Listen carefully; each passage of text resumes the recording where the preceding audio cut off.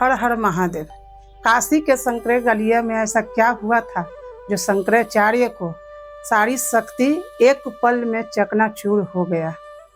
आइए जानते हैं कथा के माध्यम से।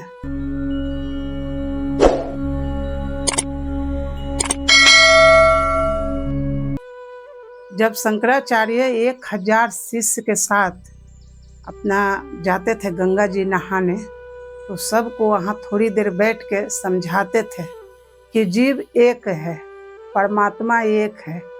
हर जीव में परमात्मा एक समान विद्यमान है। लेकिन कहीं न कहीं ये सब करते करते कहीं न कहीं उनके मन में एक अहंकार का अंकुर फूट पड़ा।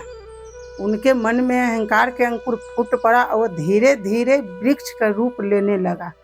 जब भी कोई कहता कि छोटा जीव कोई देखता तो छिचकार के भगा देते कि महाराज आप ही कहते हैं कि सब जीव में परमात्मा व्याप्त है, फिर कुत्ते में भी परमात्मा है, तो फिर उनको क्यों झिझकना। ऐसा नहीं है। कहने के लिए तो आदमी कहबे करता है, लेकिन छोटा छोटा है, बड़ा बड़ा है। ठीक है।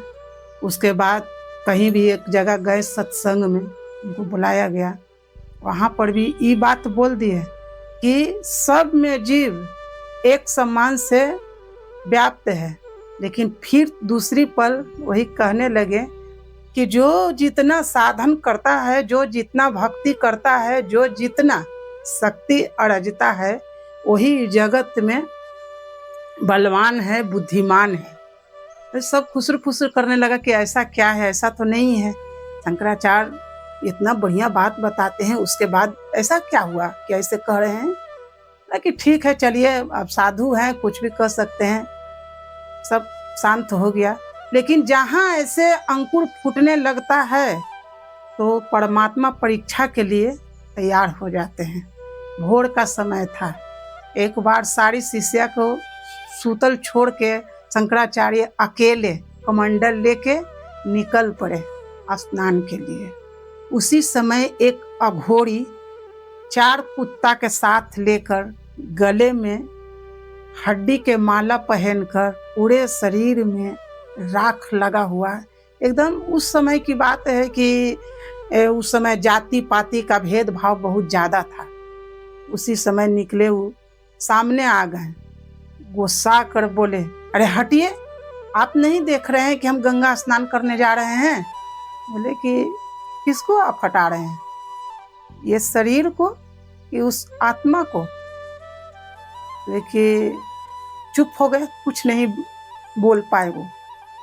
लेकिन शंकराचार्य जी, आप विद्वान हैं, आप एक तपस्वी हैं, आपसे लोग शिक्षा पाकर जिंदगी जीने के लिए कल्पना करता है, और आप ही छोटा बड़ा के ये भेद में उलझे रहेंगे तो यहाँ से कैसे निकलिएगा? ये सब ठीक चीज़ नहीं है। आप कौन होते हैं समझाने के लिए? शंकराचार्य जी बोले, मैं तो कोई नहीं होता हूँ, मैं तो बस एक आप जो देख रहे हैं वही है। फिर बोले कि आप ही का प्रवचन हम सुने हैं, आप कहते हैं कि सारा जीव में परमात्मा एक है, तो फिर जो अशुद्ध है उसमें कैसे दूर हो गया? जो आप में है वही में हम में है, कैसे हो गया? वही सूर्य जब गंगा के निर्मल जल में दिखाई देता है, वही सूर्य जब गंदे पानी में दिखाई देता है, तो क्या सूर्य 2 हो गया कि एक ही है?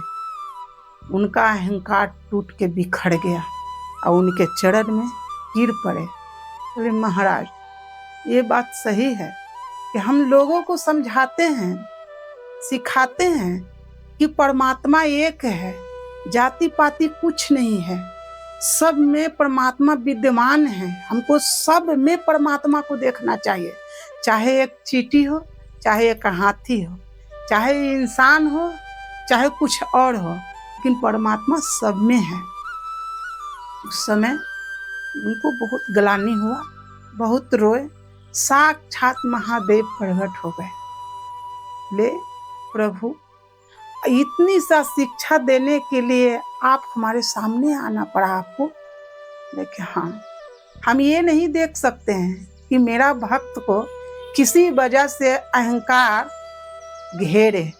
जो मेरा भक्त है वो अहंकार से रहित होता है, उसी को कहे अनुसार, उसी को चले अनुसार लोग सुनते हैं, जानते हैं, उन्हीं के अनुसार अनुशासन में रहने का प्रयास करते हैं।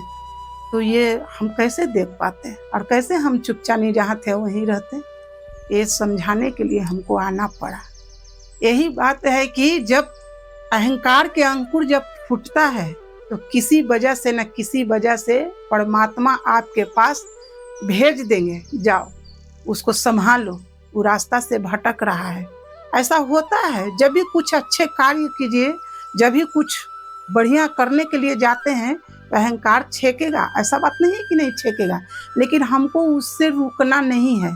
अगर कोई हमारे पास आके हमारा कमियां दिखा रहा है तो हमको उससे झिझकना नहीं है, हमको उसको अच्छे से ग्रहण करना है और अपने में मंथन करना है कि नहीं, हमें जरूर कमियां हैं, तभी कोई अगला हमको समझा रहा है।